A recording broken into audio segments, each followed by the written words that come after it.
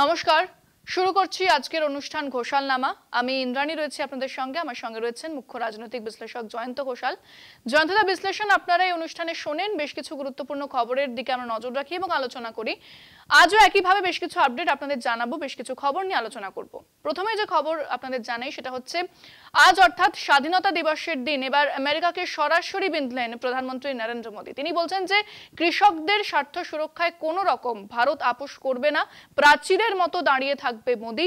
পাশাপাশি আবারও আত্মনির্ভর ভারতের কথা তুলে ধরেছেন, দেশবাসীকে স্মরণ করিয়ে দিয়েছেন। এই বিষয়টা নিয়ে আমি জয়ন্তদার কাছে যাবো। জয়ন্তদা, তাহলে কি ভারত আরো কড়া অবস্থান নিতে চলেছে আমেরিকার বিরুদ্ধে? এবার তাহলে কোন জায়গায় দাঁড়িয়ে আছে ভারত আমেরিকার এই সম্পর্ক? ইন্দ্রাণী, তোমার প্রশ্নটার মধ্যেই অনেকটা উত্তর রয়েছে।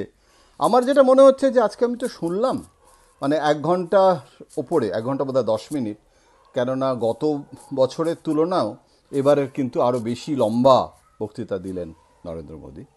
অনেক কিছু বোঝানোর দরকার ছিল এবং কৃষক বন্ধু এর আগেও একবার বলেছেন, লালকেল্লার মানে প্রাচীরে দাঁড়িয়ে আবার তিনি বললেন। কেন বলছেন এই কথাটা বারবার? তার কারণ হচ্ছে যে এই মুহূর্তে আমেরিকার সঙ্গে যে শুল্ক যুদ্ধ চলছে, সেই শুল্ক যুদ্ধটাতে মূল যে কারণটা, মানে মূল যে বিষয়টা, সেটা কিন্তু হচ্ছে এগ্রিকালচার বা কৃষিক্ষেত্র। মানে আমেরিকার যে প্রোডাক্ট, আমেরিকা সব থেকে বেশি প্রায়োরিটি দিচ্ছে যে ভারতে সেই বাজারটাকে তারা দখল করতে চায় এবং অনেক কম শুল্কে। সেটার একটা হচ্ছে সোয়া মানে সোয়াবিন, আর একটা হচ্ছে যেটা মানে ভীষণভাবে আমেরিকা চাইছে, সেটা হচ্ছে যে কৃষিজাত বেশ কিছু পণ্য, তার সঙ্গে আছে মৎস্য সংক্রান্ত, যেরকম শ্রিম্প, ওই যে ছোট ছোট সামুদ্রিক প্রাণী। এখন এইটা শ্রিম্প যেটা, সেটা আমাদের দেশে কিন্তু মৎস্যজীবীরা যারা আর কি এই ব্যবসাটাতে আছে, মৎস্য ব্যবসায়, তাদের একটা বিরাট ধাক্কা হয়ে যাবে যদি আমেরিকান শ্রিম্পকে এখানে ওইভাবে ঢুকতে দেওয়া হয়। এবং ইতিমধ্যেই কিন্তু মানে একটা কুপ্রভাব পড়তে শুরু করেছে, যে ব্যাপারে অনেক মিডিয়া রিপোর্টও আসছে। এবং শুধু তাই নয়, সোয়াটা এবং তার সাথে আছে ডেয়ারি মিল্ক, অর্থাৎ দুগ্ধজাত পণ্য, সেটাও কিন্তু রিলেটেড টু মানে এই আমাদের যেটা কৃষি বিষয়ক যে সমস্ত পণ্য, তার সাথেও কিছুটা যুক্ত বিষয়।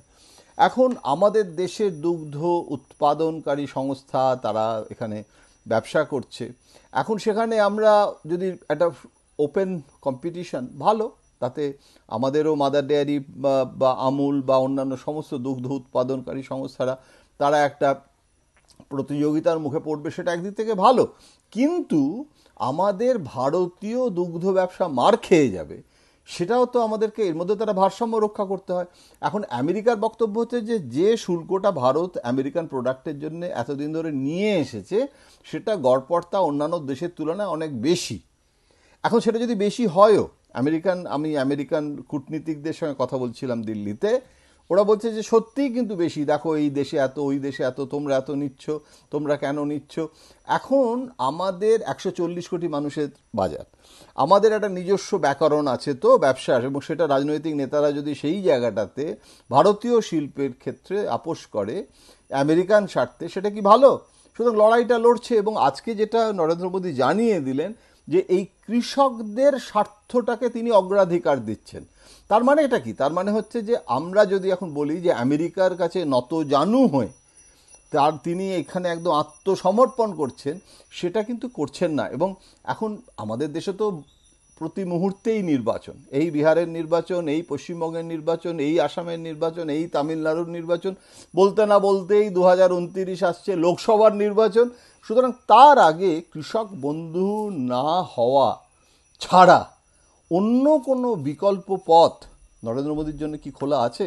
নরেন্দ্র মোদী একটা গণতান্ত্রিক সংস্কৃতি, অন্তত তাকে সেই পারসেপশনটা মানুষের কাছে দিতে হবে যে তিনি কিন্তু নির্বাচনের পদ্ধতিতে এখনো বিশ্বাস করেন, তিনি কিন্তু এখনো একটা স্বৈরাচারী মিলিটারি তন্ত্র আমাদের দেশে নেই। সুতরাং গণতান্ত্রিক পদ্ধতিটাতে অনেক মানে এখন রিপু করতে হবে, অনেক ছেঁড়া বেরিয়ে গেছে, সেটা আলাদা কথা। তার কারণ ডেমোক্রেসি অ্যাজ এ সিস্টেম, যেটা আমরা ভেবেছিলাম যে একদম সাংঘাতিক একটা সিস্টেম এসে গেছে, আর কোনো চিন্তা নেই, সর্বরোগহরা বটিকা লিবারাল ডেমোক্রেসি, সেই লিবারাল ডেমোক্রেসিটাই এখন একটা বিরাটভাবে সমস্যায় পড়েছে। সেটা আমাদের পারপাস সার্ভ করছে না।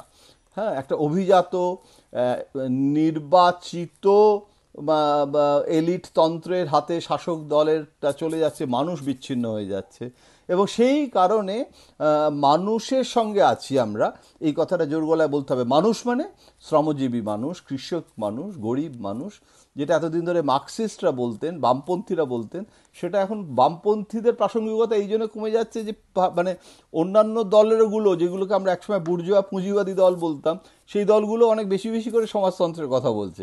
সমাজতন্ত্র বাস্তবে কতটা কে মানছে সেটা পরের কথা, বলতে হবে।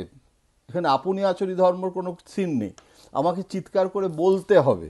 সুতরাং আমি আমার বক্তৃতার 1 ঘন্টা কেন 2 ঘন্টা ধরে নরেন্দ্র মোদী এর পরের বছরে বলতে পারেন, কিন্তু সেখানে নরেন্দ্র মোদীকে কৃষক বন্ধু হতেই হবে, এছাড়া আর কোনো অপশান নেই। অনেক ধন্যবাদ জানাবো জয়ন্তদাকে। আপনারা এতক্ষণ জয়ন্তদা বিশ্লেষণ শুনছিলেন, বেশ কিছু খবর আপনাদের জানালাম। আজকের আলোচনা এখানেই শেষ করছি, এবং অন্যান্য খবর এবং এই আলোচনার জন্য নজর রাখতে হবে ঘোষালনামা অনুষ্ঠান কলকাতা টিভি ডিজিটাল এবং কলকাতা টিভিতে রাত দিন 7 দিন।